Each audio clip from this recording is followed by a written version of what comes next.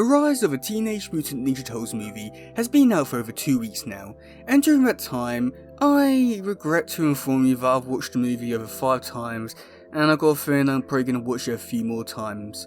But in doing so, it has helped me for one reason, and that is for this specific video.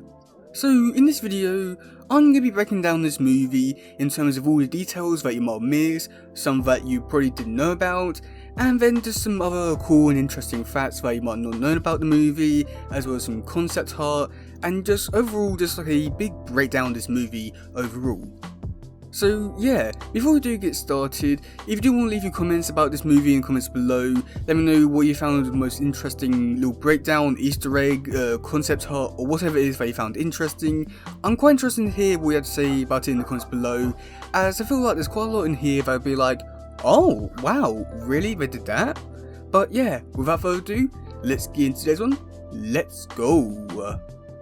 Okay, so first start the movie off in the future. And I thought it might be a good place to start with looking at the concept art for the future Leonardo, Casey Jones, and what could have been a future Baron Draxum scene. Okay, so let's start off with future Leonardo. Okay, so we've got this first little concept image here, and this came from Bryce Collins. You can find him on Instagram and Twitter. He's been posting loads of images about the movie, concept art, some behind the scenes stuff on there. So yeah, if you want to go check it out, just go for him on there. Okay, so this first image, which was the future Leonardo one, he did give off 4 different designs just before they went into the final production, which was the one which we got to see in the actual movie. Now these 4 designs look completely different to one another, and they all look so awesome and so unique. I really do wonder how, if we were to get like these designs in a movie, if like maybe these scenes were like maybe have like a different I may have a different opinion on the scenes and have different feels about them, but I'm not exactly too sure. All of them do look really cool. I had to say that my 2 favourite ones are the one with Leonardo in the red hood, or the one with Leonardo with a cybernetic like shoulder piece. Either way, that looks brilliant and beautiful. Okay, so for Casey, there wasn't really too many different designs he went through, and they only got one little piece of concept art here, which is just Casey more of a toe design like outfit with a bit more of a sportswear type thing to him, and it looks pretty cool. And even his mask went through different like different designs. We got one with a horn, one with more like a, I feel like the best way to describe it is more with like a aqua feel to it. I think that's one way to describe it. And then even looking at it here now, as I'm recording it, you can even see a different design for Casey's head. Okay, so future Baron Draxum was something that was left out from the movie, and I feel like as fans we all wanted to see what Baron Draxum and Cassandra Jones were doing during this movie. However, we never get to see that. But we did get to see some concept art for some unused scenes with Baron Draxum. Okay, so this was revealed on Bryce Collins' Instagram as well. I don't know if it's on Twitter, as I've only been looking at it on Instagram, but we got these 2 or 3, a few images here, and we've got one with Baron Draxum just in like a future design, and it's not really too much different from what his normal show appearance is. I thought like maybe 1 or 2 things have been altered a bit to make it a bit more futuristic, but other than that, not really too much. But if we do look on his shoulder pads, we can see Hugin Mugen, his 2 little like side kicks sort of things in the show. They unfortunately died, and now he's putting them on his shoulders. That's quite unique, to say the very least. Now we do get this headshot thing, which is just Baron Draxum in all different kind of poses with heads and different alterations. One's got a bandage, and then when we do look at this next image, which was supposed to be a more unique take on Baron Draxum, where maybe he lost his legs while in the future trying to help, like I don't know. He didn't really go into many details about the whole thing. But we do get this one which is really cool with Baron Draxum losing his legs. That is just amazing, really. Yeah. Okay, so to break this little thing down here first, some things which I did notice, and I feel like maybe you didn't notice as well. Okay, so this scene does not really have too many little Easter eggs. It's more just, oh, we've got character here and character here. So the first one we got is Todd, and I feel like this one's a pretty obvious one. Now the next two, we got April and Big Mama, but they're not alive exactly. You can actually see their dead bodies on the little road bit, and it's so dark. I never thought we'd see anything like this. So we got Big Mama's body on a spike, Jesus Christ, oh my god. And then we got April's body, which is just lying down on the floor with arm over like a dirt patch thing. Yeah, I guess. Okay, so moving on, we're just going to go through some other things which was a bit interesting. When Leo was talking to Raph on the bridge, he mentioned the Shredder. I know it's not really too much of a big breakdown or like big Easter egg or anything, but I thought I'd just mention it because it's Shredder. After that, we've got Hippopotamus and Warren Stone stealing the key to the Krang. But if we do look inside the van, we can see that the Alberto Cup from Alberto Land, which if you don't know, that is Alberto. Yeah, that's all I need to say about him. After that, we do have a Jupiter Jim poster in Leonardo's room, and if you don't know, Jupiter Jim was a big character in the show in terms of one tells role models. The university that April O'Neil goes to is Eastern Laird University, which is a little reference and little nod to the creators, or co-creators, Kevin Eastman and Peter Laird.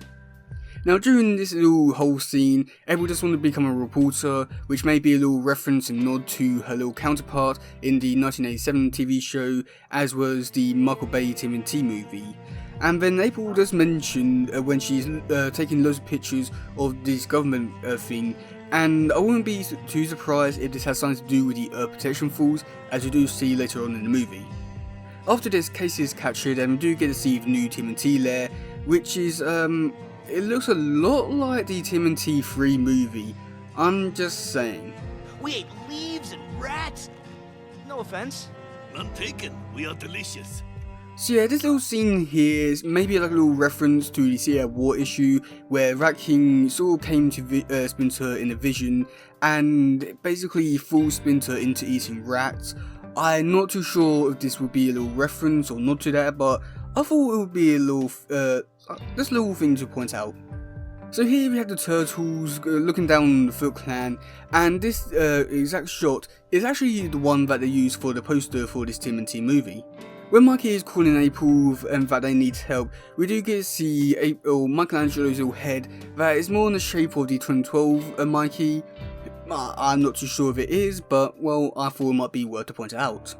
So the news reporter that is reporting all this news, it comes from Channel 6, which if you don't know is the channel news that April would work for in the TMNT 987 TV show. The helicopter that is also flying that has a soldier shooting down comes from the EPF, which is the Earth Protection Force. Now Krang mentions that a Krang didn't survive the prison, and I'm sort of wondering if this Krang could be the one which we did get to see at the end of Season 2 from Rise of TMNT, when it was mentioned that the Krang did help make the Shredder armor. Okay, so now we get a chance to look at the Krang armor, and these armors do resemble quite a few different past versions of Shredder as well as Krang.